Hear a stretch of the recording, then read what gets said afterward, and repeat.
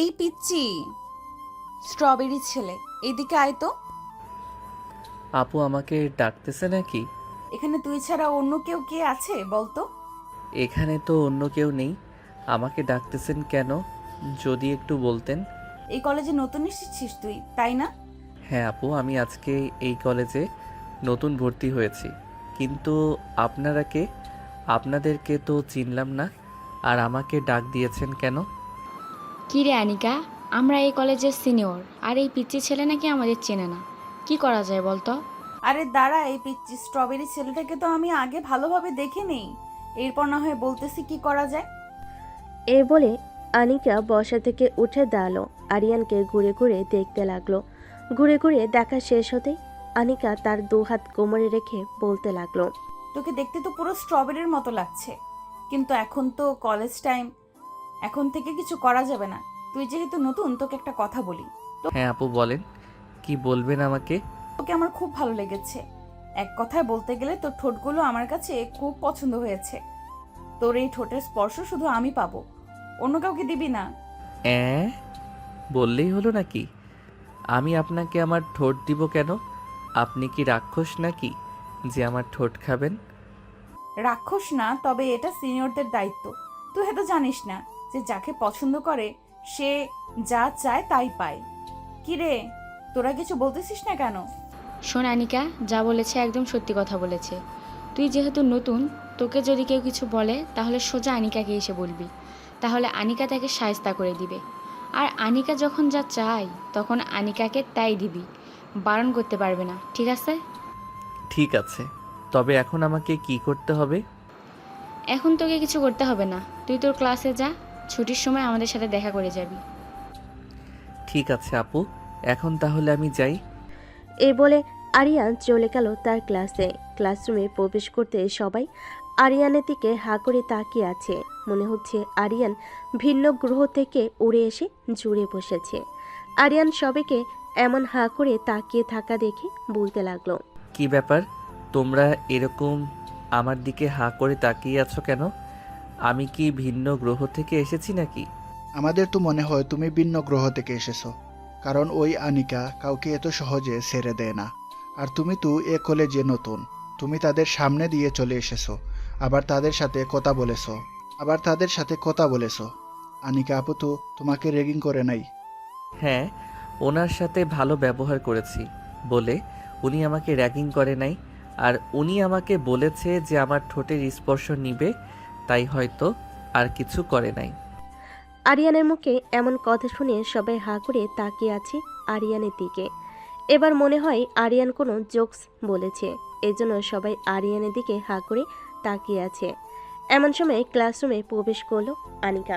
আনিকাকে দেখে সবাই ভয় পেয়ে বসে পড়ল সিটে। এদিকে আনিকা সবাইকে উদ্দেশ্য করে বলতে লাগলো, সবাই শোনো, এই ছেলেকে কেউ কিছু বলবে না। যদি কেউ কিছু বলো তাহলে তার অবস্থা খুব খারাপ হয়ে যাবে। আমাকে তো বেশ ভালো করে চেনো সবাই। আর এই স্ট্রবেরি যা সিট ফাঁকা আছে ওইখানে গিয়ে বসে পড়, আর কলেজ ছুটির পর আমাদের সাথে দেখা করে যাবি তুই। ঠিক আছে, দেখা করে যাব। এখন তাহলে আপনারা যান, স্যার আসবে ক্লাসে। আনিকা তার পুরো গ্যাং নিয়ে চলে গেল। এদিকে আরিয়ান সিটে বসে পড়তে পাশ থেকে একজন বলে উঠল, আচ্ছা, তোমার নাম কি স্ট্রবেরি? আনিকা আপু যে তোমাকে স্ট্রবেরি বলে ডাকলো? আমার নাম তো স্ট্রবেরি না, আমার নাম হচ্ছে আরিয়ান।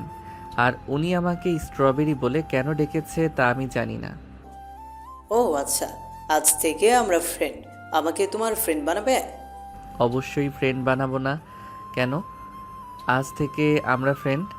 এ বলে আরিয়ান মোশাররফের সাথে পরিচয় হয়ে গেল। বেশ কিছুক্ষণ ক্লাস করে আরিয়ান মোশাররফকে নিয়ে চলে আসলো বাহিরে। ক্যান্টিনের দিকে হাঁটতে লাগলো আরিয়ান আর মোশাররফ। এমন সময় পিছন থেকে আনিকা বলে উঠল, এই স্ট্রবেরি, এইদিকে আয়। ক্যান্টিনের দিকে কোথায় যেতেছিস? আমার খুব ক্ষুধা লাগছে, তাই ক্যান্টিনের দিকে যাইতেছি। আর আপনি আমাকে স্ট্রবেরি স্ট্রবেরি বলে ডাকেন কেন? আমার তো একটা সুন্দর নাম আছে, আমার নাম হচ্ছে মোহাম্মদ আরিয়ান। তোর নাম দিয়ে আমার কি হবে?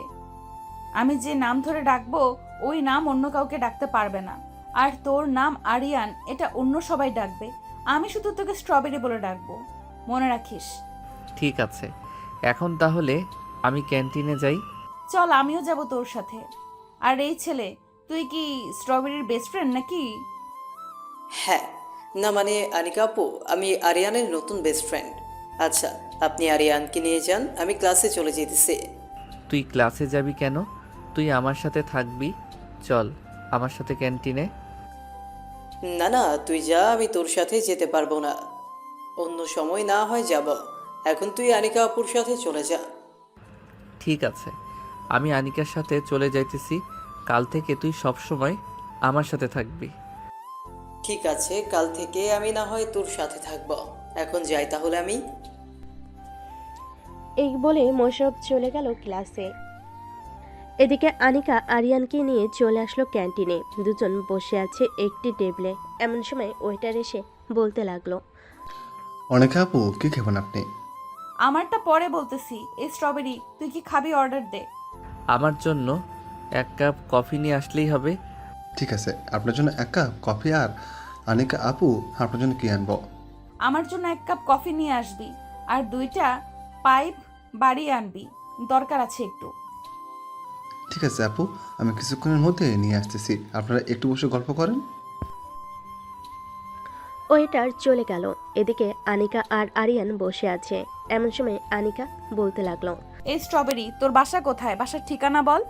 আমার বাসা তো এখানেই। আর আপনাকে কেন বলবো আমার বাসার ঠিকানা? দরকার আছে, বলতে বলছি না, তাড়াতাড়ি বল। 6/5 203 নাম্বার বাসা হচ্ছে আমাদের। সত্যি কথা বলতেছিস না নাকি মিথ্যা বলতেছিস? সত্যিই বলেছি, ওটাই আমাদের বাসা।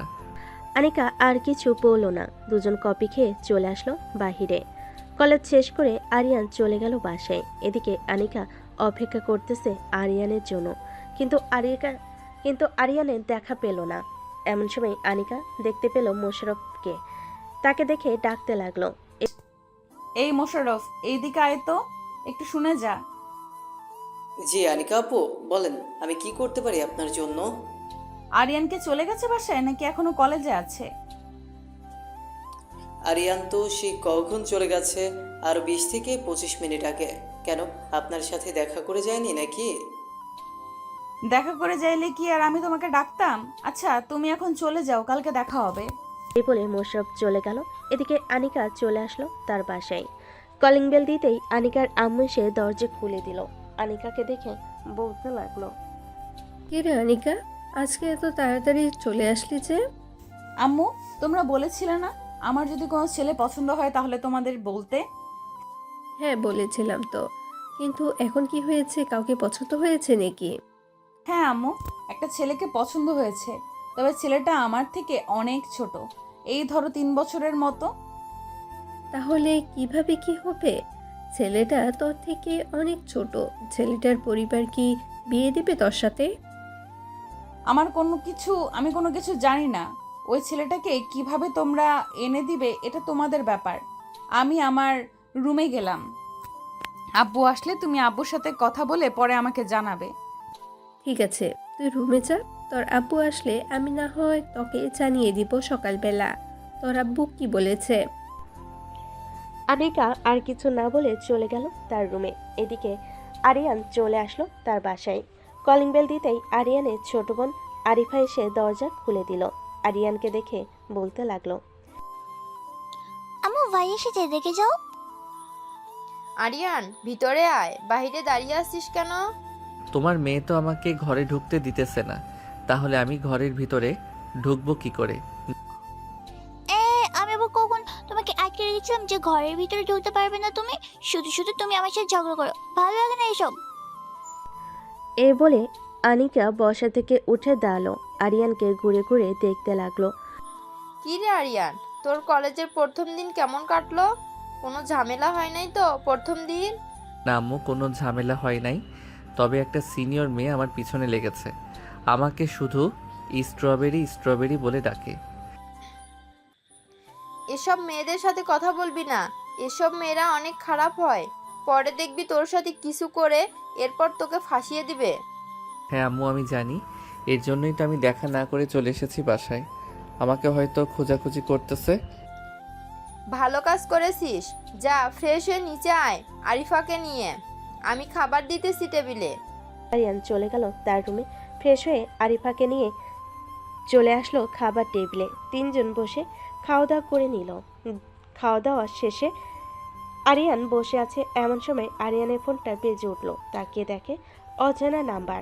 কলটা রিসিভ করতে ওপাশ থেকে মোশাররফ বলতে লাগলো, হ্যালো আরিয়ান, আমি মোশাররফ। চিনতে পারছিস আমাকে? হ্যাঁ চিনতে পারছি। তুই কি এখনো কলেজে আছিস নাকি বাসায় চলে গেছিস? আমি তো বাসায় চলে এসেছি। আর তোকে আনিকা আপু অনেক খোঁজাখুঁজি করেছে। কালকে তোর কপালে কি যেন লেখা আছে, এটা আনিকা আপু ছাড়া আর কেউ জানে না। কালকে যা হবার কালকে দেখা যাবে। আচ্ছা একটা কথা বলতো, ওই মেয়েটাকে সবাই এত ভয় পায় কেন? ভাই, এটা আমিও জানি না। কলেজে ঢোকার পর থেকেই শুনতেছি ওই মেয়েটা অনেক ভয়ঙ্কর। তাই আমিও মাঝে মাঝে ভয় পাই ওই মেয়েটা যখন আমাকে ডাক দেয় বা আমার পাশে এসে দাঁড়ায়। ও আচ্ছা।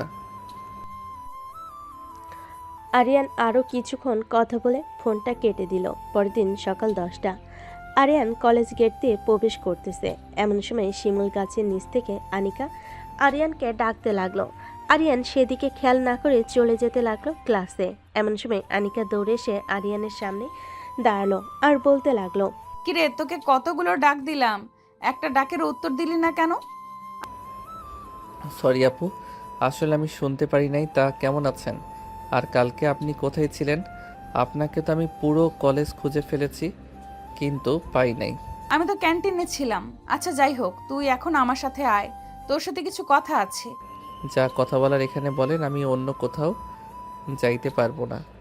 এখানে যদি তোর ঠোঁটের স্পর্শ আমি নেই, তাহলে সবাই তোকে অনেক খারাপ ভাববে।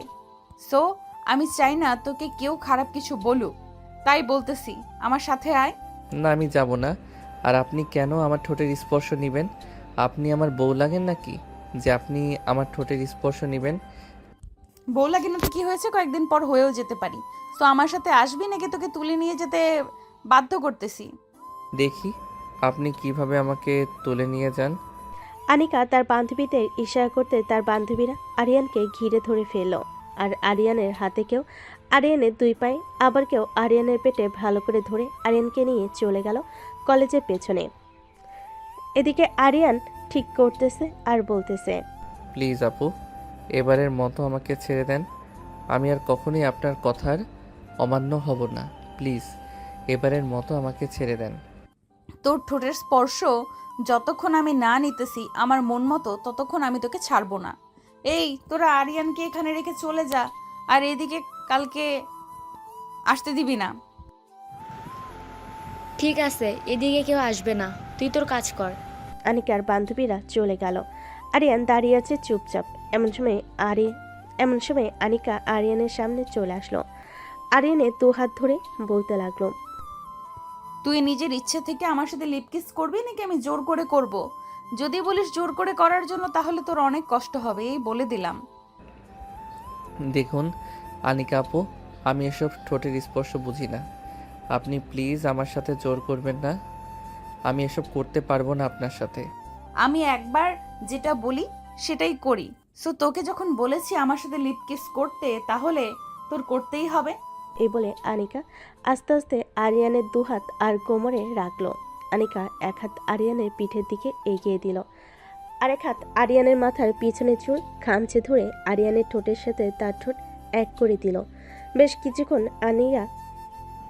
কিছুক্ষণ আনিকা আরিয়ানের ঠোঁট এমনভাবে চুষে খাচ্ছিল যেন কমলা লেবু যেভাবে খায় ওইভাবে, কিন্তু আরিয়ান কোনো রেসপন্স করছে না। এটা দেখে আনিকা আরিয়ানের ঠোঁটে একটু জোরে কামড় বসিয়ে দিল। আরিয়ান ব্যথায় উফ বলে উঠল। আপনার সাথে উফ। ব্যথা পাইছিস, ব্যথা তো পাবি, আরো ব্যথা দিব যদি এখন রেসপন্স না করিস আমার সাথে। বেশিক্ষণ লিপ কিস করবো না, এই ধর 10 মিনিট লিপ কিস করবো, এরপরে তোকে ছেড়ে দেবো। এ বলে আনিকা আবারও আরিয়ানের ঠোঁটের সাথে তার ঠোঁট এক করে দিল। বেশ কিছুক্ষণ এভাবে পর আরিয়ান যখন বুঝতে পারল তাকে আনিকা এভাবে ছেড়ে দিবে না, আরিয়ানও রেসপন্স করতে লাগলো। বেশ কিছুক্ষণ রেসপন্স করার পর আনিকা আরিয়ানকে ছেড়ে দিয়ে বলতে লাগলো, ইস, এতদিন তুই কোথায় ছিলি? তোর ঠোঁট এত মিষ্টি, আগে জানলে আমি প্রথম দিন তোর ঠোঁটে স্পর্শ নিতাম। আপনি তো আমার ঠোঁটের স্পর্শ নেন নাই, আপনি আমার ঠোঁট চিবিয়ে চিবিয়ে খেয়েছেন। এই দেখেন, আমার ঠোঁট থেকে রক্ত পড়তেছে। সরি স্ট্রবেরি, আসলে আমি বুঝতে পারি নাই, আবেগের বশে তোমার সাথে এমনটা করে ফেলেছি, আর কখনো করব না। তুমি এখন ক্লাসে চলে যাও। আরিয়ান আর কিছু না বলে চলে গেল ক্লাসে। বেশ কয়েকটা ক্লাস করে আরিয়ান মোশাররফকে উদ্দেশ্য করে বলতে লাগলো, মোশাররফ, আমি আজকে বুঝতে পারছি ওই মেয়েটাকে সবাই এত ভয় পায় কেন। আচ্ছা, একটা কথা বলো তো, ওই মেয়েটা কি এর আগেও কখনো কোনো ছেলেকে নিয়ে কলেজের পিছনে গেছে?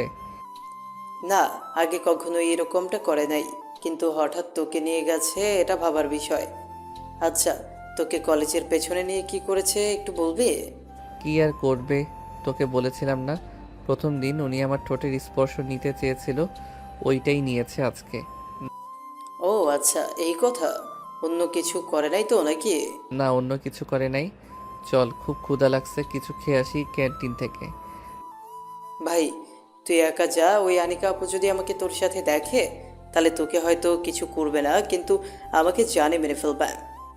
আরে বেটা, ভয় পাস কেন? আমি আছি না, চল আমার সাথে। আনিকা, তোকে কিছু করার আগে আমাকে করতে হবে। ঠিক আছে, চল তাহলে। এই বলে আরিয়ান আর মোশাররফ চলে গেল ক্যান্টিনে। দুজন বসে কফি খাচ্ছে। এমন সময় পিছন থেকে কে যেন আরিয়ানের কাঁধে হাত রাখলো। আরিয়ান পিছনে তাকাতেই দেখতে পেল আনিকা দাঁড়িয়ে আছে। আনিকাকে দেখে আবারও বলতে লাগলো, আবার কি চাই এখানে? ওই সময় না নিয়েছেন, এখন আবার কি চাই? ওই সময় তো নিয়েছি, কিন্তু ওইটা বাদেও আমার আরো অনেক কিছু লাগবে। আরও অনেক কিছু বলতে কি কি লাগবে? আমার শার্ট প্যান্ট এসব, নাকি টাকা পয়সা? আমার টাকা পয়সা লাগবে না, আমার শুধু তোকে লাগবে, মানে তুই পুরোটা আমার লাগবে। ও আচ্ছা, এই কথা। আমাকে নিতে হলে তো আপনাকে একটা কাজ করতে হবে, পারবেন তো করতে? কি কাজ করতে হবে সেটা আগে বল, এরপর না হয় আমি ভেবে দেখব। আপনি আমার একটু কাছে আসবেন না? আমি যতদিন এই কলেজে পড়ালেখা করি ততদিন, যদি এটা করতে পারেন তাহলে আমাকে আপনি পেয়ে যাবেন। কখনো সম্ভব না স্ট্রবেরি, আমি তোকে ছাড়তে পারবো না। আজকে তো এতটুকু করলাম, কালকে দেখবি আরো কি কি করি। এখন চলে যেতেছি, তবে ভাবিস না একেবারে চলে গেছি, আবারও আসবো কিছুক্ষণ পর। এই বলে আনিকা চলে গেল বাহিরে। এদিকে আরিয়ান বসে বসে ভাবতে লাগলো কি করলে এই আনিকার কাছ থেকে ছাড়া পাওয়া যাবে। এসব ভাবতেছে এমন সময় মোশাররফ আশেপাশে তাকিয়ে বলতে লাগলো, আরিয়ান, আমার কাছে একটা ভালো আইডিয়া আছে, তবে আইডিয়াটা যদি কাজে লাগাতে পারিস তাহলে আনিকা আপু তোর কাছ থেকে অনেকটা দূরে সরে যাবে। কি আইডিয়া, তাড়াতাড়ি বলো। এই মেয়েটা প্রথম দিন থেকে আমাকে বিরক্ত করতেছে, তাকে তো কিছু একটা করতে হবে।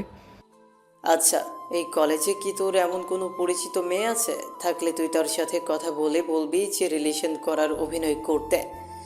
যদি আনিকা আপু জিজ্ঞেস করে তাহলে তুই বলবি হ্যাঁ, তার সাথে তুই রিলেশন করিস। এটা বললে তো আমাকে কিছু করবে না, ওই মেয়েকে তুলে নিয়ে এরপর তার অবস্থা খারাপ করে ছাড়বে। এসব করা যাবে না, অন্যভাবে যে কোনো একটা উপায়ে আনিকাকে শায়েস্তা করতে হবে।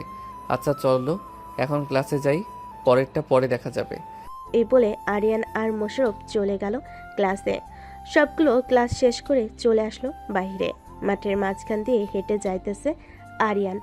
এমন সময় শিমুল গাছের নিচ থেকে আনিকা বলতে লাগলো, এই স্ট্রবেরি, কোথায় যাইতেছিস? সেই দিকে আয়, তোর সাথে পার্সোনাল কথা আছে। আজকে কোনো কথা বলতে পারবো না, আজকে আমি চলে যাই, অন্যদিন আসবো। ঠিক আছে, আজকে তুই চলে যা, কালকে না হয় তোকে দেখতেছি। কালকে একটু আদরটা বেশিই পাবি, মনে রাখিস। আরিয়ান আনিকার কোনো কথায় পাত্তা না দিয়ে চলে গেল বাসায়। এদিকে আনিকা খুশি হয়ে হিমুকে বলতে লাগলো, আজকে আমি অনেক খুশি। এই স্ট্রবেরি এই কলেজে আসার পর থেকে আমি কেমন যেন তার প্রতি বেশি আকর্ষণ হয়ে যাইতেছি। হ্যাঁ আনিকা, তুই একদম ঠিক ভেবেছিস। তুই ওই ছেলেটার প্রতি অনেকটা আকর্ষণ হয়ে গেছিস। ছেলেটা যদি হুট করে কলেজে আসা বন্ধ করে দেয় তাহলে তোর কি অবস্থা হবে বুঝতে পারছিস? কলেজে আসা বন্ধ করে দিবে বললেই হলো নাকি? তার এমন হাল করব সে ভাবতেও পারবে না যে তার কি করেছি। চল এখন বাসায় চলে যাই, সবাই কালকে দেখা হবে কলেজে। এই বলে সবাই যার যার বাসায় চলে গেল। এদিকে আরিয়ান চলে আসলো বাসায়। কলিং বেল দিতেই তার আম্মু এসে দরজা খুলে দিল। আরিয়ানের ঠোঁটের কোণে লিপস্টিকের দাগ দেখে বলতে লাগলো, আরিয়ান কি রে আরিয়ান, তোর ঠোঁটের কোণে মেয়ে মানুষের লিপস্টিকের দাগ কেন?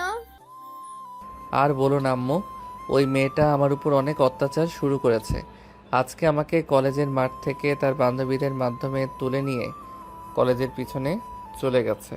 পরে ওইখানে আমাকে লিপ কিস করেছে। মেয়েটা তো সত্যি অনেক খারাপ। আচ্ছা এক কাজ কর, কালকে না হয় আমাকে নিয়ে কলেজে যাবি, আমি মেয়েটাকে বকা দিয়ে দেবো নে। ঠিক আছে আম্মু, এখন তাহলে আমি রুমে যাই। আচ্ছা যা, তাহলে ফ্রেশ হয়ে নে রুমে গিয়ে। চলে গেল তার রুমে। এদিকে আনিকা বসে আছে সোফায়। এমন সময় তার আম্মু এসে বলতে লাগলো, আনিকা, কালকে রাতে আমি তোর আব্বুকে সব কিছু বলেছি। তোর আব্বু বলেছে যে ছেলে যদি ভালো হয় তাহলে বিয়ে দিতে কোনো আপত্তি নেই। তাহলে আজকেই চলো ওই ছেলের বাসায়। আমার পুরো কথা না শুনেই তুই কথা বলতেছিস কেন? আগে পুরো কথাটা শোন, এরপর না হয় কথা বলবি তুই। ঠিক আছে আম্মু, তুমি আগে পুরো কথাটা শেষ করো। তোর আব্বু কালকে লন্ডন যাবে অফিসের কাছে। লন্ডন থেকে এসে এরপর ওই ছেলের সাথে বিয়ে দিবে তোর। কতদিন পর আসবে আব্বু, ওইটা তো বলো আগে। তোর আব্বু 2 মাস পর লন্ডন থেকে ফিরবে, ফেরার পর তোকে বিয়ে দিবে। তার মানে আমাকে আরো 2টি মাস অপেক্ষা করতে হবে। হ্যাঁ, তোকে আরো 2 মাস অপেক্ষা করতে হবে। আমি তোর আব্বুর উপর দিয়ে কোনো কথা বলবো না। ঠিক আছে, আমি 2 মাস অপেক্ষা করতে রাজি আছি, তবে 2 মাস যেন 2 মাসই হয়, এর বেশি যাতে না হয়, এটা মনে রাখবে। এখন আমি তাহলে রুমে যাই। আনিকা চলে গেল তার রুমে। ফ্রেশ হয়ে বিছানায় শুয়ে পড়ল। এদিকে আরিয়ান বসে আছে। এমন সময় তার ছোট বোন এসে বলতে লাগলো, ভাইয়া আজকে বিকালে একটু ঘুরতে নিয়ে যাবে বাইরে? তুমি তো বলেছো যে ঘুরতে নিয়ে যাবে, কিন্তু নিয়ে যাও না। আজকে প্লিজ চলো না, চাই অনেক ফুচকা খেতে ইচ্ছে করছে। ঠিক আছে, আজকে তোকে নিয়ে যাব। এখন আমাকে একটু ঘুমাতে দে, বিকাল 5টায় ডেকে দিবি আমাকে। ঠিক আছে, বিকেল 5টায় ডেকে দেবে। এখন তাহলে তুমি একটু ঘুমাও। এই বলে আরিফা চলে গেল। এদিকে আরিয়ান ঘুমিয়ে গেল। বিকাল 5টা। আরিয়ান ঘুম থেকে উঠে ফ্রেশ হয়ে আরিফাকে নিয়ে চলে গেল পার্কে। দুজন বসে আছে। এমন সময় আরিফা বলতে লাগলো, ভাইয়া ওই যে বাদামওয়ালা, তুমি আমাকে বাদাম কিনে দাও। এখন আবার বাদাম খাইতে মন চাইতেছে। আচ্ছা বস তুই, আমি নিয়ে আসতেছি। এই বলে আরিয়ান চলে গেল। এদিকে আনিকার বান্ধবী হিমু দূর থেকে আরিয়ান আর আরিফাকে দেখেছে, কিন্তু হিমু জানে না যে তারা ভাই বোন। এটা না জেনেই ফোন দিল আনিকাকে। একবার কল বাজতেই আনিকা ফোন রিসিভ করলো আর বলতে লাগলো, রে হিমু, হঠাৎ এই সময় ফোন দিলি? ফোন দিব না তো কি করব? এদিকে তো আরিয়ান অন্য একটা মেয়েকে নিয়ে পার্কে এসেছে। তুই তাড়াতাড়ি চলে আয় পার্কে। কি বলতেছিস তুই? এই কুত্তার বাচ্চা এত বড় সাহস আমাকে রেখে অন্য মেয়েকে নিয়ে পার্কে ঘুরতে গেছে? তুই একটু খেয়াল রাখ, আমি 10 মিনিটের মধ্যে আসতেছি। ঠিক আছে, তাড়াতাড়ি আয়, আমি ওদের উপর নজর রাখতেছি। এ বলে হিমু ফোনটা কেটে দিল। এদিকে আরিয়ান বাদাম নিয়ে চলে আসলো আরিফার কাছে আর আরিফার হাতে বাদাম দিয়ে বলতে লাগলো, এই নে, তাড়াতাড়ি বাদাম খা, 6টা বেজে গেছে। আবার তো ফুচকা খাবি, তখন আরও সময় চলে যাবে। বাসায় যেতে যেতে রাত 8টা বাজবে হয়তো। চলো ভাইয়া, বাদাম খেতে খেতে না হয় ফুচকা দোকানের দিকে যাই, তাহলে আমরা 8টায় আগে বাসায় পৌঁছে যাব। ঠিক আছে চল। আরিয়ান আরিফাকে বাদামের খোসা ছাড়িয়ে দিতেছে আর আরিফা খাচ্ছে। প্রায় 10 মিনিট পর আনিকা চলে আসলো পার্কে। হিমুর কাছে যেতেই হিমু বলতে লাগলো, ওই দেখ, নীল ড্রেস পরা একটা মেয়ে বসে আছে চেয়ারে। ওই মেয়েটা আরিয়ানকে নিয়ে ঘুরতে এসেছে। চল আমার সাথে, আজকে ওর একটা বিচার করব। কুত্তার বাচ্চা আমাকে ঘুরতে না নিয়ে এসে সে অন্য মেয়ে নিয়ে এসেছে। তাকে তো এমন শিক্ষা দিব যাতে আর কোনোদিন অন্য মেয়ের দিকে চোখ তুলে না তাকায়। এ বলে আনিকা রাগে গজগজ করতে করতে চলে আসলো আরিফার কাছে। এদিকে আরিয়ান দোকানে গিয়েছিল আরিফার জন্য আইসক্রিম আনতে। আইসক্রিম এনে আরিফার সামনে দাঁড়াতে দেখতে পেল আনিকা আরিফার গালে ঠাস করে চড় মেরেছে। এটা দেখে আরিয়ান বেশ রেগে গেল আর আনিকার সামনে সে ঠাস ঠাস করে আনিকার গালে চর বসিয়ে দিল দুইটা। ঠাস ঠাস ঠাস। এই মেয়ে, তুই আরিফাকে চর মেরেছিস কেন? তাড়াতাড়ি উত্তর দে। এই মেয়েটা তোমার কে হয় যে তুমি ওর জন্য আমার গালে চড় মেরেছো? এই মেয়েটা আমার কলিজা, এই মেয়েটা আমার ছোট বোন। তুই কোন সাহসে আমার ছোট বোনের গালে চর মেরেছিস এটা বল আগে। সরি আরিয়ান, আমি বুঝতে পারি নাই এটা যে তোমার ছোট বোন। আমি ভাবছিলাম এটা হয়তো তোমার গার্লফ্রেন্ড। ঠাস ঠাস, চলে যা আমার সামনে থেকে। তুই সিনিয়র হয়েছিস তো কি হয়েছে? ভাবছিস তোকে কিছু করতে পারবো না? আর কোনোদিন যদি আমার সামনে এসেছিস তুই, তাহলে তোর খবর আছে, এই বলে দিলাম। আরিফা চল এখন বাসায় যাই। আজকে ফুচকা খেতে হবে না, কালকে তোকে আবার নিয়ে আসবো। ঠিক আছে ভাইয়া চলো। এ বলে আরিয়ান আরিফাকে নিয়ে চলে আসলো রাস্তায়। একটা রিকশায় উঠে পড়লো দুজন। আরিয়ান এখনো রেগে আছে। আরিয়ানকে দেখে আরিফা বলতে লাগলো, এসব ভাইয়া রাগ করো না, উনি হয়তো জানে না যে আমি তোমার ছোট বোন, তাই হয়তো আমাকে চড় মেরেছে। জানে না তো কি হয়েছে? জানা তো দরকার ছিল তার। কোনো কিছু না জেনে কাউকে কিছু করা অনেক বড় অপরাধ। সো সে অপরাধ করেছে, তাই আমি শাস্তি দিয়েছি। তাই বলে তুমি সিনিয়রকে এইভাবে চড় মারবে? অবশ্যই মারবো। উনি সিনিয়র হয়েছে তো কি হয়েছে? উনি তোর গালে চর মেরেছে, আমি ছেড়ে দিব নাকি? কথা বলতে বলতে আরিয়ান আর আরিফা চলে আসলো বাসায়। কলিং বেল দিতেই আরিয়ানের আম্মু এসে দরজা খুলে দিল। দুজনকে দেখে বলতে লাগলো, কিরে, দুই ভাই বোনের ঘোরাঘুরি শেষ হয়েছে নাকি? ওনাকে? হ্যাঁ আম্মু, ঘোরাঘুরি শেষ হয়েছে। আবার কালকে যাব। আজকে ফুচকা পাই নাই তো, তাই চলে এসেছি তাড়াতাড়ি। ঠিক আছে, যা ফ্রেশ হয়ে নিচে আয়। ঠিক আছে আম্মু, আসিতেছি। এ বলে আরিয়ান চলে গেল রুমে। ফ্রেশ হয়ে নিচে চলে আসলো। নিচে এসে সবার সাথে গল্প করতেছে। এদিকে আনিকা পার্কে বসে কান্না করতেছে। আনিকার কান্না দেখে হিমু আনিকাকে সান্ত্বনা দিতে লাগলো। প্লিজ আনিকা, আর কান্না করিস না। আমি নিজেও জানতাম না এটা যে আরিয়ানের ছোট বোন। আমি ভাবছিলাম এটা আরিয়ানের গার্লফ্রেন্ড। এখন কি হবে হিমু? আরিয়ান তো আমার উপর বেশ রেগে আছে। আমি কি করব এখন? এই 2 দিনে আমি আরিয়ানকে আমার জীবনের সাথে জড়িয়ে ফেলেছি। আচ্ছা, তুই কোনো চিন্তা করিস না, কোনো না কোনো ব্যবস্থা হবে। এখন তাহলে চল, বাসায় নামিয়ে দিয়ে আসি তোকে। হ্যাঁ চল। আর আমি সিদ্ধান্ত নিয়েছি যে কালকে আরিয়ানদের বাসায় যাব। তাদের বাসায় গিয়ে আরিয়ানের ছোট বোনের পা জড়িয়ে ধরে মাফ চাইবো। কি বলতেছিস তুই এসব? তুই সিনিয়র হয়ে তুই কেন মাপ চাইবি পা জড়িয়ে ধরে? পা জড়িয়ে ধরে মাফ না চাইলে আমাকে হয়তো আরিয়ান মাফ করবে না। যেইভাবেই হোক আমি আরিয়ানের ছোট বোনের কাছে মাফ চাইবো। চল এখন বাসায় যাই। এ বলে আনিকা চলে গেল বাসায়। কলিং বেল দিতেই আনিকার আম্মু এসে দরজা খুলে দিল। আনিকার চোখে পানি এখনো টলমল করতেছে। এটা দেখে আনিকার আম্মু বলতে লাগলো, কি রে আনিকা, কি হয়েছে তোর? চোখে পানি কেন? কেউ কিছু বলেছে নাকি তোকে? না আম্মু, কেউ কিছু বলে নাই, এমনিতেই আমার চোখে পানি।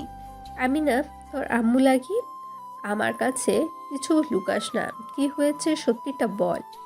আনিকা তার আম্মুর কাছে পুরো ঘটনাটা খুলে বলল। পুরোটা খুলে বলার পর আনিকার আম্মু বেশ কিছুক্ষণ চিন্তা করে বলতে লাগলো, শোন, কালকে যখন আরিয়ান কলেজে চলে যাবে তখন তুই আরিয়ানদের বাসায় যাবি। ওইখানে গিয়ে আরিয়ানের ছোট বোনের কাছে মাপ চেয়ে নিবি। আরিয়ানের আম্মুর সাথে ভালো করে কথা বলে আসবি। ঠিক আছে আম্মু, তুমি যেটা বলবে সেটাই করব। এখন তাহলে আমি যাই। এ বলে আনিকা চলে গেল তার রুমে। ফ্রেশ হয়ে বিছানায় শুয়ে পড়ল। কখন যে ঘুমিয়ে গেছে খেয়াল নেই। এদিকে আরিয়ানের চোখে ঘুম নেই। সে বারবার একই স্বপ্ন দেখতেছে। আনিকা তার ছোট বোনকে চর মেরেছে, এটা সে মানতে পারছে না। এসব চিন্তা করতে করতে আরিয়ান ঘুমিয়ে গেল। পরের দিন সকাল 10টা। আরিয়ান চলে গেল কলেজে। এদিকে আনিকা ফ্রেশ হয়ে রেডি হয়ে চলে আসলো আরিয়ানদের বাসায়। কলিং বেল দিতেই আরিয়ানের আম্মু এসে দরজা খুলে দিল। আনিকাকে দেখে বলতে লাগলো, কে মা তুমি, আর এখানে কি চাও? আমি কে এটা না হয় একটু পরে বলতেছি। তার আগে বলেন আরিয়ানের ছোট বোন বাসায় আছে কিনা। হ্যাঁ হ্যাঁ, আরিফা তো বাসায় আছে। কেন, কি হয়েছে? তেমন কিছু হয় নাই, তার রুমটা কোনটা আমাকে যদি একটু দেখিয়ে দিতেন তাহলে খুব ভালো হতো। ওই যে দোতলার ডান পাশের রুমটা হচ্ছে আরিফার রুম। আনিকা দৌড়ে চলে গেল রুমের সামনে, গিয়ে দেখে আরিফা বসে কম্পিউটারে গেম খেলতেছে। এটা দেখে আনিকা রুমের ভেতর প্রবেশ করলো। এদিক সেদিক না তাকিয়ে সোজা আনিকা আরিফার পা জড়িয়ে ধরে কান্না করে দিল আর বলতে লাগলো, প্লিজ আমাকে মাফ করে দাও। কালকে আমি ভুল করে তোমার গালে চড় মেরে ফেলেছি। আমি জানতাম না তুমি আরিয়ানের ছোট বোন। আরে কি করতেছেন আপনি? এসব আমি কিছু মনে করি না। আপনি আমার পা ছাড়েন। আমি সত্যি কিছু মনে করি না। মানুষের ভুল হতেই পারে। সত্যি কিছু মনে করো নাই তো? না, সত্যি কিছু মনে করিনি। আচ্ছা, আপনি কি আরিয়ান ভাইয়াকে পছন্দ করেন?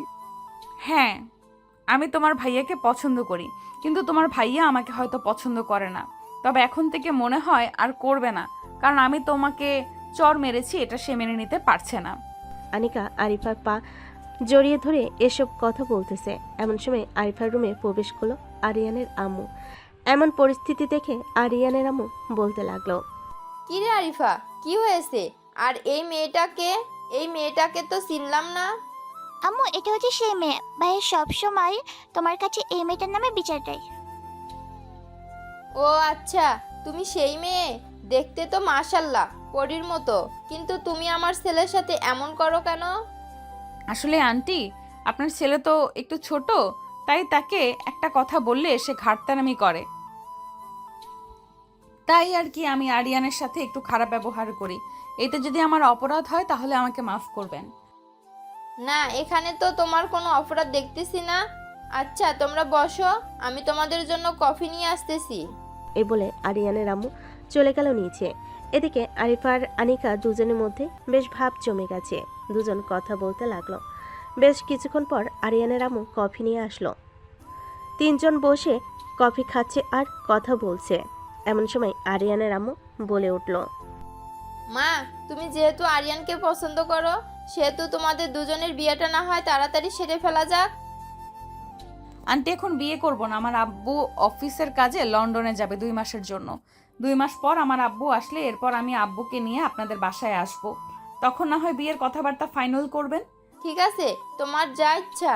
দুপুরে খাওয়া দাওয়া করে যাবে কিন্তু। না, আমি এক্ষুনি চলে যাব কলেজে। ওইখানে আপনার ছেলে আছে, তাকে না দেখলে আমার মন শান্ত হবে না। ঠিক আছে, যাও তাহলে। আনিকা চলে আসলো বাহিরে। একটা রিক্সা নিয়ে কলেজের উদ্দেশ্যে রওনা দিল। বেশ কিছুক্ষণ পর আনিকা চলে আসলো কলেজে। গেট দিয়ে প্রবেশ করতে যাবে এমন সময় দেখতে পেল হিমু এবং বাকি সবাই শিমুল গাছের নিচে দাঁড়িয়ে আছে। তাদের দাঁড়িয়ে থাকতে দেখে আনিকা চলে আসলো তাদের কাছে আর বলতে লাগলো, কিরে, তোরা দাঁড়িয়ে আছিস কেন? কেউ কি কিছু বলেছে তোদের? আমরা একটা অন্যায় করেছি, তার জন্য প্রিন্সিপাল স্যার আমাদের শাস্তি দিয়েছে। বলেছে যে আজকে সারাদিন এখানে এভাবে দাঁড়িয়ে থাকার জন্য, না হলে আব্বু আম্মুর কাছে ফোন দিবে। দাঁড়া, আমি প্রিন্সিপাল স্যারের সাথে কথা বলতেছি, দেখি উনি কি বলে। আর তোরা কি এমন অপরাধ করেছিস বলতো?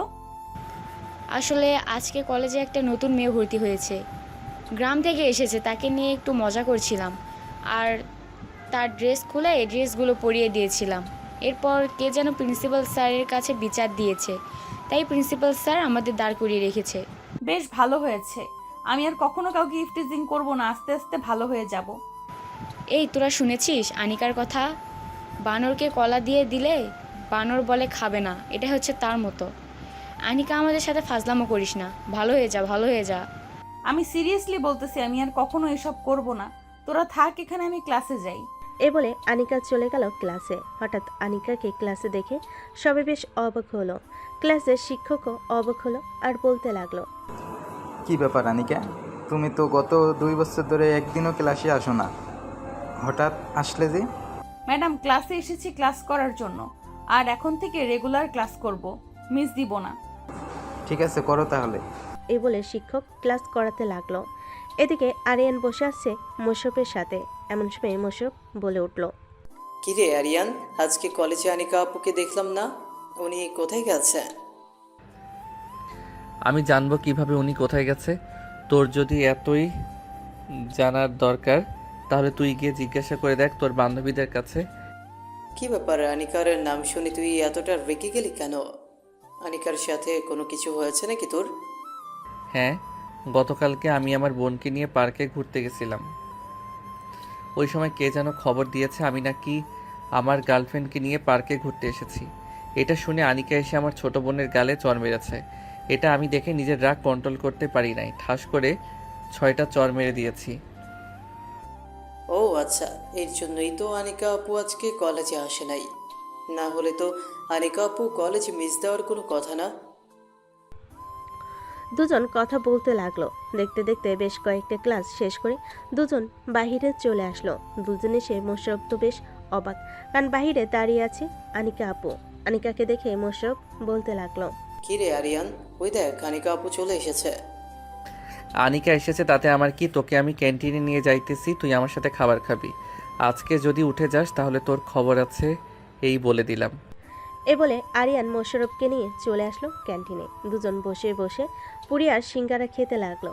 খাওয়া দাওয়া শেষ করে বিল দিয়ে চলে যেতে যাবে, এমন সময় পিছন থেকে আনিকা আরিয়ানকে জড়িয়ে ধরলো আর বলতে লাগলো, সরি আরিয়ান, আমি অনেক বড় ভুল করে ফেলেছি। আমি তোমাদের বাসায় গিয়েছিলাম, ওইখানে গিয়ে তোমার বোনের কাছে মাফ চেয়েছি, তোমার আম্মুর কাছেও মাফ চেয়েছি।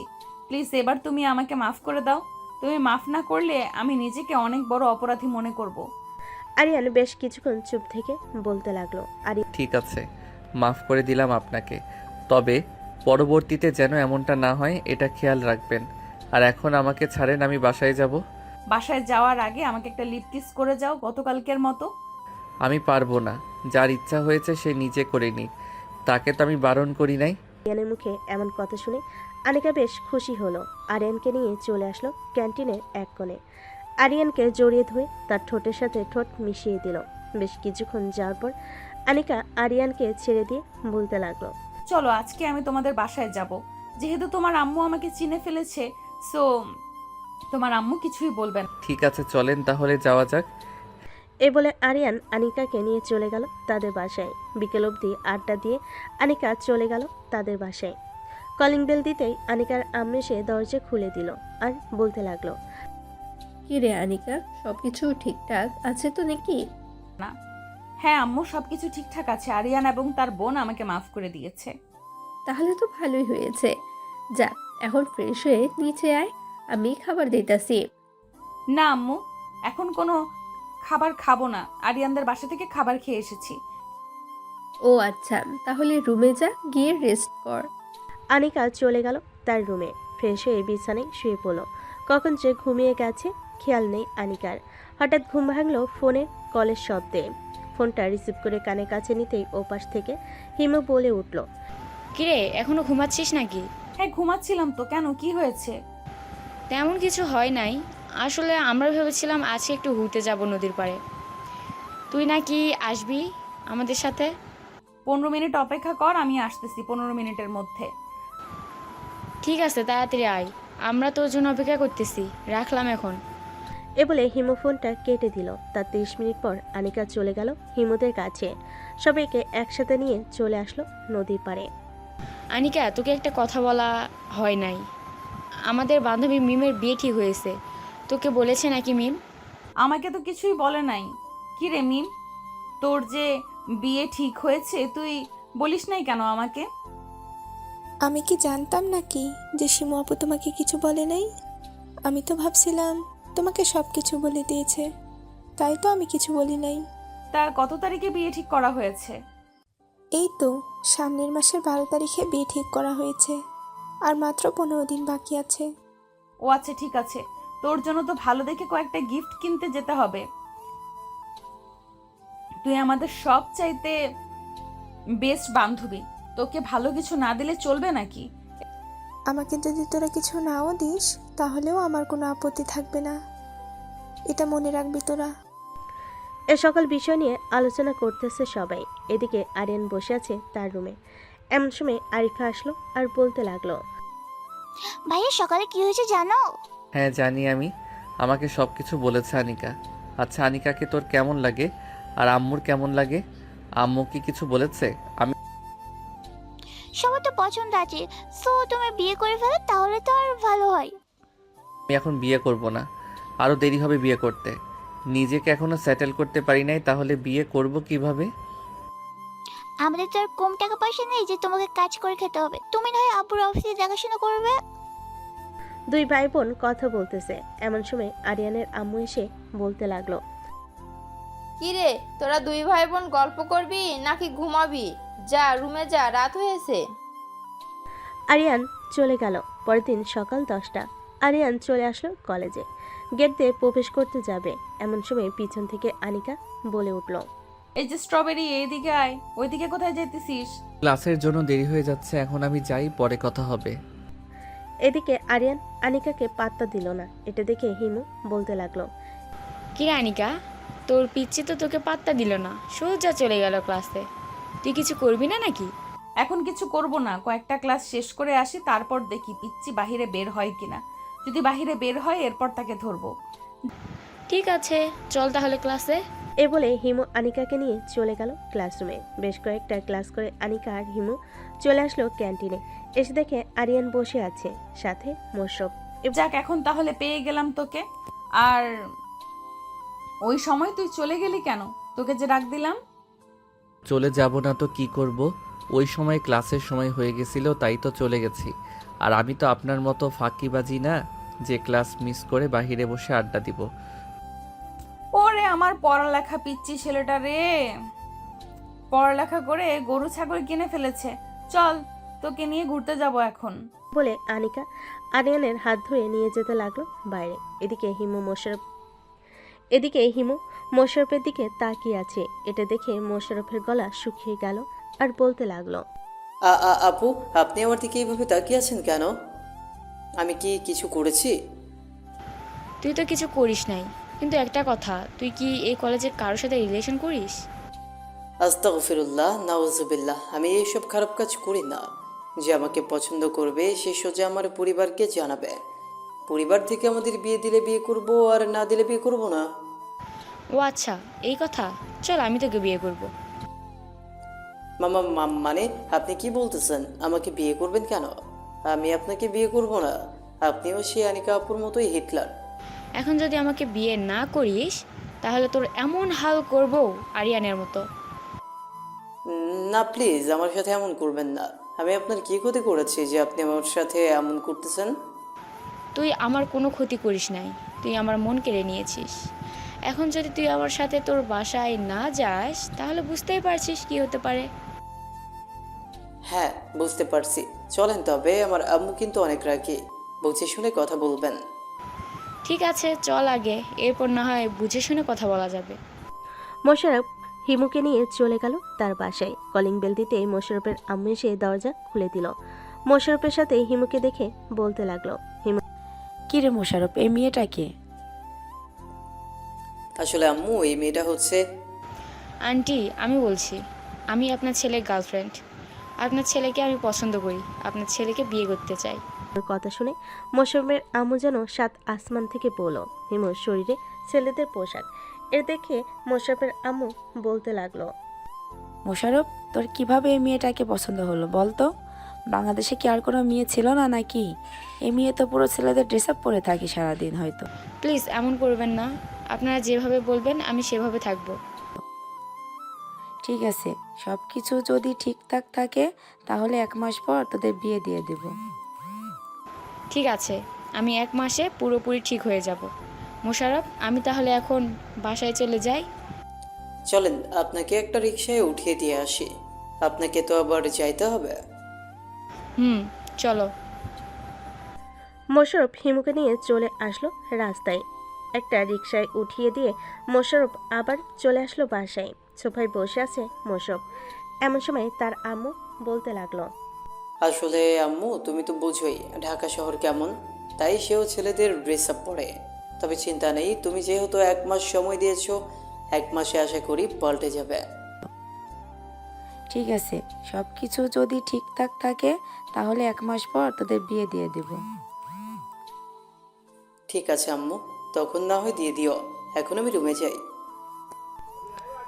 এই বলে মোশাররফ চলে গেল তার রুমে। এদিকে আনিকা আরিয়ানকে নিয়ে চলে এসেছে ব্রিজে। দুজন বসে কফি খাচ্ছে। এমন সময় আনিকা বলে উঠল, আরিয়ান, আমি ভালো হয়ে যেতে চাই। তুমি কি আমাকে ভালো করতে সাহায্য করবে? তুমি নিজ থেকে যদি ভালো না হও তাহলে অন্য কেউ কখনো তোমাকে ভালো করতে পারবে না, এটা মাথায় রাখবে। সো কাল থেকে সাধারণভাবে চলাচল করবে। কলেজে আর কাউকে কিছু বলবে না, তারা যা খুশি তা করুক। ঠিক আছে, তুমি যেটা বলবে আমি সেটাই করব। চলো এখন তাহলে আমরা বাসায় যাই। এ বলে আনিকা আর আরিয়ান চলে আসলো বাসায়। কলিং বেল দিতেই আরিফা এসে দরজা খুলে দিল। আরিয়ানকে দেখে বলতে লাগলো, ভাইয়া আজকে তোমাকে এত খুশি খুশি লাগছে কেন? কোথাও ঘুরতে গিয়েছিলে নাকি? হ্যাঁ, ঘুরতে গিয়েছিলাম, তবে আনিকা পাল্টে যাবে কয়েকদিনের মধ্যে। কেন পাল্টে যাবে কেন? সাধারণ মেয়ে হয়ে যাবে আনিকা, আর কাউকে কখনো বকাঝকা করবে না, কাউকে কিছু বলবেও না। তাহলে তো ভালোই হলো। তবে ভাইয়া ভাবি আমাকে চড় মেরে আমার একটা দাঁত নড়িয়ে ফেলেছে। যাক, তোর কথা শুনে একটু খুশি হলাম। অবশেষে কিনা তোর একটা দাঁত নড়ে উঠলো। আম্মু দেখো ভাইয়া মজা করতেছে আমাকে নিয়ে। কি রে আরিয়ান, তুই মজা করতেছিস কেন আরিফাকে নিয়ে? মজা করব না তো কি করব আম্মু? এতদিন তো শুনি নাই যে কেউ চর মারলে দাঁত নড়ে। আজকে শুনলাম যে চর মেরেছে আর দাঁত নড়ে গেছে। হা। এ বলে আরিয়ান চলে গেল তার রুমে। ফ্রেশ হয়ে বসে আছে এমন সময় আনিকার ফোন এলো। আরিয়ান কলটা রিসিভ করতেই ওপাশ থেকে আনিকা বলতে লাগলো, কি করো? এই তো বসে আছি, তুমি কি? আমিও বসে আছি। আরিয়ান আনিকার সাথে কথা বলতে লাগলো। বেশ কিছু সময় কথা বলে আরিয়ান ফোনটা কেটে দিল। ফোনটা কাটার পর আরিয়ান চলে গেল নিচে। গিয়ে দেখে তার আম্মু বসে আছে। আরিয়ানকে দেখে তার আম্মু বলতে লাগলো, আরিয়ান, তুই তো এখন বেশি কলেজে যাস না, আর গেলেও ক্লাস মনে হয় ঠিক মতো করিস না। এক কাজ কর, তুই কয়েকদিনের জন্য আমার অফিসে একটু বস, আমার শরীরটা তেমন ভালো নেই। ঠিক আছে আব্বু, আমি কাল থেকে অফিসে যাব, তোমার যেতে হবে না। আব্বু, ম্যানেজার আঙ্কেল কোথায়? উনি তো দেখাশোনা করতে পারে। আরিয়ান তার আব্বুর সাথে বসে কথা বলতে লাগলো। কথা বলা শেষ করে আরিয়ান রাতের খাওয়া শেষ করে তার রুমে গেল। বিছানায় বসে আছে এমন সময় আরিফা চলে আসলো তার রুমে। এসে বলতে লাগলো, ভাইয়া এই জামাটা কিনে দিবি আমাকে? ঠিক আছে, কিনে দিব নে। কালকে না হয় মার্কেটে গিয়ে তোকে এই জামাটা কিনে দিব। এই জামাটা শুধু একটাই আছে, আমি একটু আগে কথা বলেছিলাম। এখন যদি অর্ডার দিয়ে রাখি তাহলে কালকে গিয়ে নিয়ে আসতে পারবো। আচ্ছা, তুই ওদের নাম্বার দিয়ে আমি কথা বলতেছি, কথা বলে অর্ডারটা দিয়ে রাখি। এটা হচ্ছে তাদের নাম্বার। এখন তাহলে আমি গেলাম। এ বলে আরিফা চলে গেল তার রুমে। এদিকে আরিয়ান কথা শেষ করে টেস্টটা কনফার্ম করে দিল যাতে কালকে গিয়ে নিয়ে আসতে পারে। আরিয়ান ফোনটা চার্জে রেখে ঘুমিয়ে গেল। পরের দিন সকাল 10টা। আরিয়ান বসে আছে অফিসে। এমন সময় একজন কর্মচারী এসে বলতে লাগলো, স্যার, আপনার আব্বুকে কয়েকদিন আগে একটা কথা বলেছিলাম, ওনার হয়তো মনে নাই। আপনাকে আবার বলতেছি, আমাদের এই অফিসে একজন লোক কাজ করে। আমাদের এই অফিসে একজন লোক কাজ করে। সে কয়েকদিন আগে কাজ করতে গিয়ে তার ডান হাত অর্ধেকটা হারিয়ে ফেলেছে। এখন সে হাসপাতালে ভর্তি। স্যারকে বলেছিলাম ওনাকে কিছু সাহায্য করতে। স্যার 1 লক্ষ টাকা দিয়েছিল, এরপরে আর কিছু বলে নাই। আচ্ছা, আপনি যান, আমি আব্বুর সাথে কথা বলতেছি এখনই। কথা বলা শেষ করে আপনাকে আবার ডাক দিব। ঠিক আছে, এখন তাহলে আমি যাই স্যার। কর্মচারী চলে গেল। এদিকে আরিয়ান পকেট থেকে ফোনটা বের করে তার আব্বুকে ফোন দিল। কয়েকবার রিং হতেই তার আব্বু ফোনটা রিসিভ করলো। কি হয়েছে আরিয়ান, আবার ফোন দিলি যে? আব্বু, কয়েকদিন আগে যে আমাদের অফিসে একজন লোকের হাত হারিয়ে ফেলেছে, ওইটার জন্য তুমি নাকি বলেছো টাকা দিবে। আবার ফোন দিলি যে? হ্যাঁ বলেছিলাম, আমার মনে ছিল না টাকাটা দিয়ে আসতে। ডয়ারের ভিতরে দেখ 5 লক্ষ টাকা আছে, ওই টাকাটা দিয়ে দে তাদেরকে। ঠিক আছে আব্বু, এখন তাহলে রাখলাম, পরে আবার ফোন দিব। এ বলে আরিয়ান ফোনটা রেখে দিল। ডয়ের থেকে টাকাগুলো বের করে নিয়ে চলে আসলো ওই লোকটার কাছে। তার হাতে টাকাগুলো বুঝিয়ে দিয়ে বলতে লাগলো, এই টাকাগুলো তাকে দিবেন, এই টাকাগুলো দিয়ে সে কিছু একটা করতে পারবে, সামান্য দোকান হলেও দিতে পারবে। জি স্যার। স্যার, আপনার আব্বুর মতো মানুষ হয় না। উনি আমাদের বিপদে আপদে সবসময় পাশে ছিল। আমরা দিনরাত পরিশ্রম করে ওনার এই অফিসটা আরও বড় করে তুলব। সবাই কি বলো? হ্যাঁ, তুমি যা বলছো ঠিক বলছো। আমরা সবাই দিনরাত পরিশ্রম করে এই অফিসটা আরো বড় করে তুলবো ইনশাল্লাহ। সবাই আবারও কাজে মনোযোগ দিল। এদিকে আরিয়ান চলে আসলো তার কেবিনে, বসে বসে কাজগুলো দেখতে লাগলো। এমন সময় আরিয়ানের ফোনটা আবার বেজে উঠল। তাকিয়ে দেখে তার আব্বু ফোন দিয়েছে। কলটা রিসিভ করে ওপাশ থেকে আরিয়ানের আব্বু বলতে লাগলো, আরিয়ান, কয়েকজন ক্লায়েন্ট আসতেছে, ওদের মালগুলো শুধু গাড়িতে তুলে দিবি, ওরা টাকা পাঠিয়ে দিয়েছে। 20x20 এই মালটা শুধু দিবি। ঠিক আছে আব্বু, আমি মালগুলো রেডি করতেছি। আর কত হাজার মাল যাবে একটু বলে দাও, আমি ওই অনুযায়ী রেডি করে রাখতেছি। 35,000 মাল যাবে, আর মালগুলো রেডি করা আছে, শুধু তাদেরকে দেখিয়ে দিবি, ওরা নিজ দায়িত্বে তাদের গাড়িতে তুলে নেবে মালগুলো। আরিয়ানের কথা শেষ হতেই ক্লায়েন্টরা চলে এসেছে। তাদের সাথে বেশ কিছুক্ষণ কথা বলে আরিয়ান মালগুলো বুঝিয়ে দিল। আরিয়ান দাঁড়িয়ে দাঁড়িয়ে দেখতেছে মালগুলো ঠিকঠাক যাচ্ছে কিনা। বেশ কিছুক্ষণের মধ্যে সকল মালপত্র চলে গেল। আরিয়ান মালগুলো লিস্ট দিয়ে দিল। লিস্ট দিয়ে দিতেই ওরা চলে গেল। বিকেলে আরিয়ান অফিসে বসে আছে, এমন সময় আনিকা ফোন দিল। কলটা রিসিভ করতেই ওপাশ থেকে আনিকা বলতে লাগলো, আরিয়ান তুমি কোথায় আছো? আজকে কলেজে আসলে না যে? আমি কয়েকদিন আব্বুর অফিসে কাজ করব। আব্বুর শরীরটা ভালো না, এর জন্য আর কি আমি অফিসে এসেছি। তোমাদের অফিসের নাম বলো, আমি এখনই আসতেছি তোমাদের অফিসে। Aryan group of company, Uttara 3 নম্বর সেক্টর। আনিকা আরিয়ানের সাথে কথা বলতে বলতে একটা রিক্সা নিয়ে চলে আসলো আরিয়ানদের অফিসে। ভিতরে প্রবেশ করতে যাবে, এমন সময় দারোয়ান বলতে লাগলো, ম্যাডাম, আপনার পরিচয় দেন।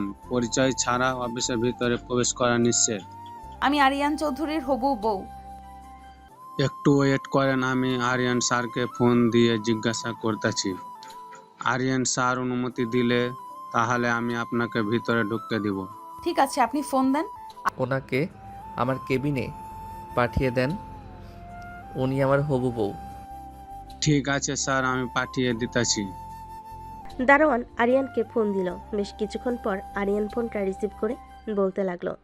এ বলে দারোয়ান আনিকাকে ভিতরে ঢুকিয়ে দিল। আনিকা সোজা চলে আসলো আরিয়ানের কেবিনে। এসে দেখে আরিয়ান বসে বসে কাজ করতেছে। আরিয়ানের সামনে চেয়ারে বসে পড়ল আনিকা আর বলতে লাগলো, আরিয়ান আমাদের বিয়ে হবে কবে? তোমার আব্বু যেদিন আসবে ওই দিন না হয় আমাদের বিয়ে হবে। আর তো 1.5 মাস সময় আছে তোমার আব্বু আসতে।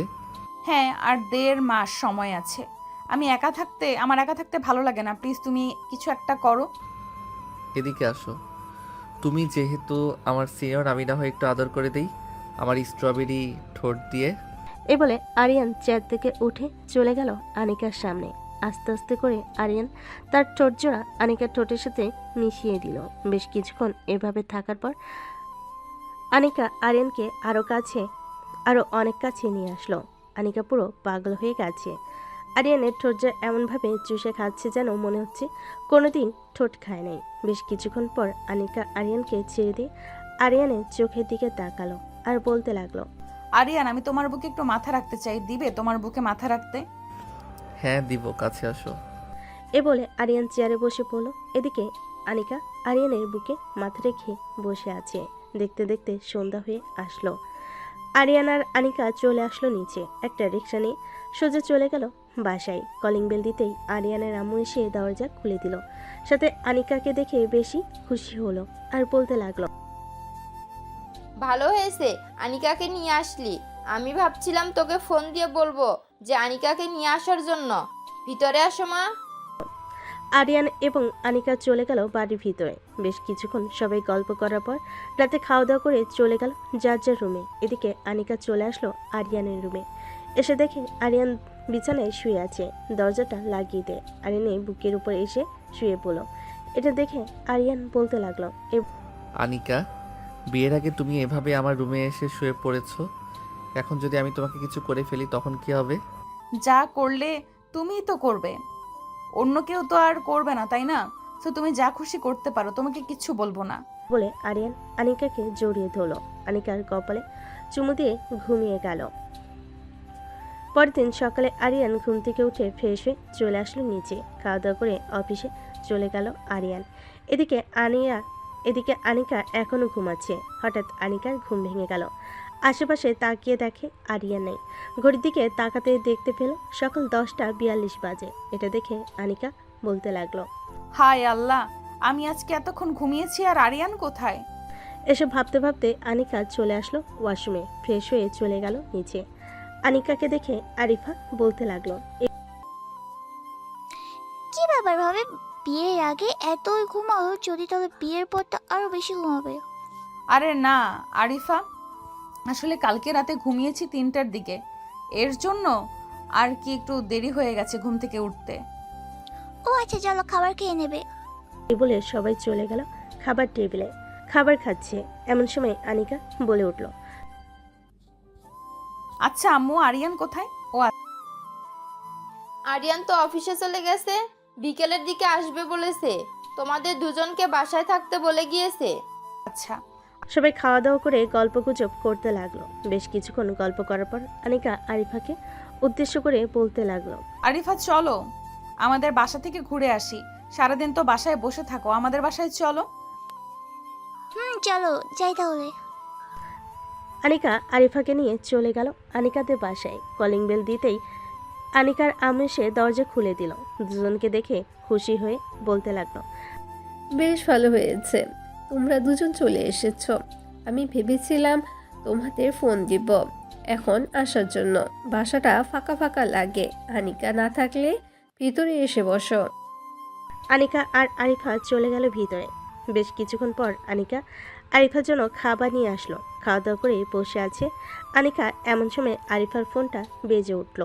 তাকে দেখে তার ভাইয়া ফোন দিয়েছে। কলটা রিসিভ করতে ওপাশ থেকে আরিয়ান বলতে লাগলো, কিরে আরিফা, আনিকা ফোন ধরতেছে না কেন?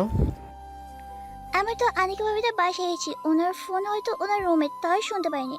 কেন, কি হয়েছে? তোরা দুইজন এখন চলে আয়, অফিসের সামনে তোদেরকে নিয়ে একটা সুন্দর জায়গায় ঘুরতে যাব। ঠিক আছে ভাই, আমরা এখনই আসতেছি। এ বলে আরিফা ফোনটা কেটে দিল। বেশ কিছুক্ষণ পর আরিফা আর আনিকা চলে আসলো অফিসের সামনে। এসে দেখে আরিয়ান দাঁড়িয়ে আছে একটা গাড়ি নিয়ে। দুজনকে গাড়িতে ওঠার জন্য ইশারা করলো। আরিয়ান বসে আছে ড্রাইভিং সিটে। বেশ কিছুক্ষণ পর আরিয়ানরা চলে আসলো সেই সুন্দর জায়গায়। দুজন গাড়ি থেকে নামতেই বলে উঠল, ও ভাইয়া, জায়গাটা তো অনেক সুন্দর, তুমি আমাকে আগে নিয়ে শুনি কেন? আমি নিজেই চিনতাম না, পরে আমার বন্ধু খবর দিয়েছে যে এই জায়গাটা অনেক সুন্দর, লোকেশন দিয়ে দিছে, তাই তো আমি চলে এসেছি। যাক, ভালোই হলো, কিছুক্ষণ ঘোরাঘুরি করা যাবে। এ বলে আরিয়ান দুজনকে নিয়ে ঘুরতে লাগলো। সন্ধ্যা অবধি ঘোরাঘুরি করে চলে আসলো বাসায়। কলিং বেল দিতেই আরিয়ানের আম্মু এসে দরজা খুলে দিল। তাদের দেখে বলতে লাগলো, তোরা চলে এসেছিস, ভালোই হলো। যা ফ্রেশ হয়ে আয়, তোদের জন্য আজকে তোদের প্রিয় খাবার রান্না করেছি। আরিয়ান এবং বাকি সবাই খাওয়া দাওয়া করে নিল। খাওয়া দাওয়া শেষ করে সবাই গল্প করতে লাগলো। রাত প্রায় 2টা। এমন সময় আরিয়ানদের বাসায় কলিং বেল বেজে উঠল। এত রাতে কলিং বেল বাজতে দেখে আরিয়ানের আম্মু বলতে লাগলো, কি ব্যাপার, এত রাতে আবার কে এসেছে? আরিয়ান, যা তো গিয়ে দরজা খুলে দে, দেখ কে এসেছে। আম্মু যাইতেছি। আরিয়ান চলে গেল দরজা খুলতে। দরজা খোলার সাথে সাথেই দেখতে পেল আনিকার আব্বু আম্মু দাঁড়িয়ে আছে। তাদের দেখে আরিয়ান সালাম দিয়ে বলতে লাগলো, আসসালামু আলাইকুম, আপনারা এত রাতে এখানে? হ্যাঁ আরিয়ান, আমি একটু আগেই এসেছি। আনিকার কথা জিজ্ঞেস করতেই তোমাদের বাসার কথা বলবো, তাই চলে আসলাম এত রাতে। আনিকার আব্বু আম্মু চলে আসলো ভিতরে। সবার সাথে বসে গল্প করতেছে। এমন সময় আনিকার আব্বু বলতে লাগলো, বেআই সাহেব, আনিকা আর আরিয়ানের বিয়েটা কালকেই দিয়ে দেই, কি বলেন আপনি? হ্যাঁ, আমি তো ভেবেছিলাম আপনি আরও কয়েকদিন পর আসবেন। কয়েকদিন পর আসবে, তখন বিয়েটা দিব, কিন্তু এখন চলে এসেছেন, ভাবতেছি কালকে বিয়েটা দিয়ে দিব। কোনো অনুষ্ঠান ছাড়াই বিয়ে দিয়ে দিবে আমার মেয়ের? অনুষ্ঠানে অযথা বাড়তি খরচ, আর চাইতেই ওই টাকা আমি আমার মেয়েকে দিয়ে দিব। আমার মেয়ে বসে বসে খাবে, তবুও ভালো হবে। সবাই কথা বলতে লাগলো। ভোর 4টা। আরিয়ান আর আনিকা চলে গেল রুমে। দুজন দুজনকে জড়িয়ে ধরে ঘুমিয়ে গেল। পরের দিন সকাল 10টায় ঘুম ভাঙলো তাদের। ঘুম ভাঙতেই আনিকা বলতে লাগলো, আরিয়ান, ফ্রেশ হয়ে আসো, খাওয়া দাওয়া করে এরপর না হয় আমরা আমাদের বিয়ের জন্য হালকা পাতলা কেনাকাটা করব। ঠিক আছে, আমি ফ্রেশ হয়ে আসতেছি। এই বলে আরিয়ান চলে গেল তার রুমে। ফ্রেশ হয়ে চলে আসলো নিচে। খাওয়া দাওয়া করে আরিয়ান আনিকা আর আরিফাকে নিয়ে চলে গেল মার্কেটে। হালকা পাতলা বিয়ের কেনাকাটা করে চলে আসলো বাসায়। দেখতে দেখতে রাত হয়ে গেল। রাতে খাওয়া দাওয়া করে বসে আছে সবাই, এমন সময় কলিং বেল বেজে উঠল। আরিয়ানের আম্মু গিয়ে দরজা খুলতে দেখতে পেল আরিয়ানের আব্বু কাজী সাহেব নিয়ে দাঁড়িয়ে আছেন। তাদের দেখে ভিতরে আসতে বলল। কাজী সাহেব সোফায় বসে সকাল কিছু লিখতেছে। এমন সময় বলতে লাগলো, ছেলের বয়স তো খুবই কম, আপনারা এত তাড়াতাড়ি বিয়ে দিতেছেন? দেখুন কাজী সাহেব, বিয়ে দিয়ে দিতেছি তাড়াতাড়ি, কারণ আমরা আমাদের ছেলে মেয়ের বাচ্চা কাচ্চার মুখ দেখতে চাই তাড়াতাড়ি, এই জন্য। ওহ, ভালো। কাজী সাহেব সকল কিছু লেখা শেষ করে তাদের বিয়েটা পড়িয়ে দিয়ে চলে গেল। রাত প্রায় 12টা। আরিয়ানার আনিকা চলে আসলো রুমে। আনিকা কোণে সাজে বসে আছে। এমন সময় আনিকা বলতে লাগলো, এখন কি শুধু আমাকে দেখেই যাবে নাকি একটু আদর করবে? এই তো আর 5 থেকে 10 মিনিট পর আদর করব, এর আগে তোমাকে একটু উত্তেজিত করে নেই। এ বলে আরিয়ান আনিকার ঠোঁটজোড়া তার দখলে নিয়ে নিল। বেশ কিছুক্ষণ এভাবে যাওয়ার পর আরিয়ান আস্তে আস্তে তার আনিকার পেটের দিকে আসতে লাগলো। বেশ কয়েক জায়গায় কিস করতে আনিকা কেঁপে উঠল। থাক, আর কিছু বললাম না, আমার নিজের মনের ভিতর কেমন যেন অনুভব হচ্ছে। আজকের গল্প এখানেই শেষ করলাম। ধন্যবাদ।